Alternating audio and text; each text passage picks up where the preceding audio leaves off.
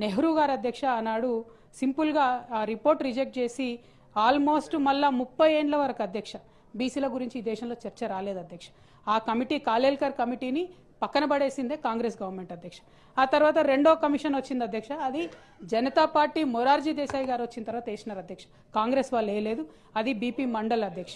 అయితే BP mandal commission అధ్యక్ష టాపికే బీసీల రిజర్వేషన్ అధ్యక్ష, టాపికే బీసీల రిజర్వేషన్. అయితే బీపీ మండల్ కమిషన్ వేసిండ్రు అధ్యక్ష. వేసిన తర్వాత ఏం జరిగింది, ఆ రిపోర్ట్ వచ్చింది. ఇందిరాగాంధీ గారు 10 సంవత్సరాలు ఆ రిపోర్టు భద్రంగా బీరువాలో పెట్టిండ్రు, కానీ దాన్ని ఇంప్లిమెంటేషన్ చేయలేదు అధ్యక్ష. ఆ తర్వాత విపి సింగ్ గారు ప్రభుత్వం వచ్చిన తర్వాత విపి సింగ్ గారు 1990లో 1990లో వారు ఇంప్లిమెంట్ చేసిరు తప్పితే అప్పటి వరకు ఎవరు కూడా కాంగ్రెస్ పార్టీలోంచి ఏం చేయలేదు అధ్యక్ష. 1990లో విపి సింగ్ గారు ఇంప్లిమెంట్ చేస్తే అధ్యక్ష on the floor of the parliament Rajiv Gandhi గారు నిలబడి గంటన్నరసేపు బీసీలకు వ్యతిరేకంగా ఉపన్యాసం ఇచ్చిండ్రు అధ్యక్ష. ఈ దేశం ఉంది అధ్యక్ష, పార్లమెంట్ రికార్డ్స్ ఉన్నాయి, నేను చెప్తా.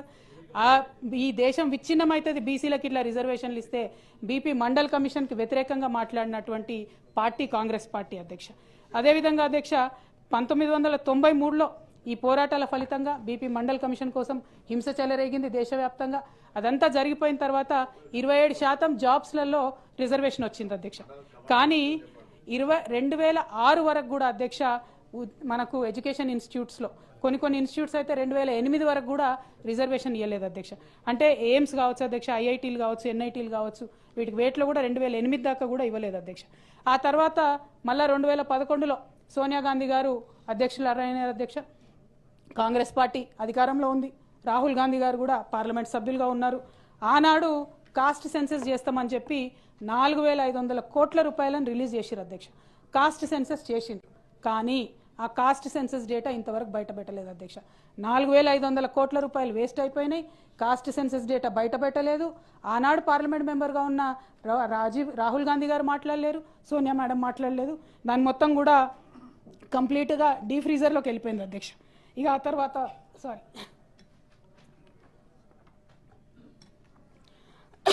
ఇవాళ రాహుల్ గాంధీ గారు మరి మనమెంతో మనకంతా ఓబీసీల లెక్క తీయాలి అని అంటే 2011లో చేసిన లెక్కలు ఉన్నాయి అధ్యక్ష, కానీ వాటిని మాత్రం బయట పెట్టినటువంటి పరిస్థితి ఉంది. ఎందుకు ఈ మాట చెప్తా ఉంటా అంటే అన్న, బీసీలకు జరిగినటువంటి అన్యాయాన్ని మనం ఒకసారి తలుచుకుంటేనే ఇప్పుడు పెడుతున్నటువంటి బిల్లును ఎట్లా పాస్ చేసుకోవాలా, దానికోసం ఏం ఫైట్ చేయాలనేటటువంటి ఆలోచన వస్తుంది అధ్యక్ష. కాబట్టి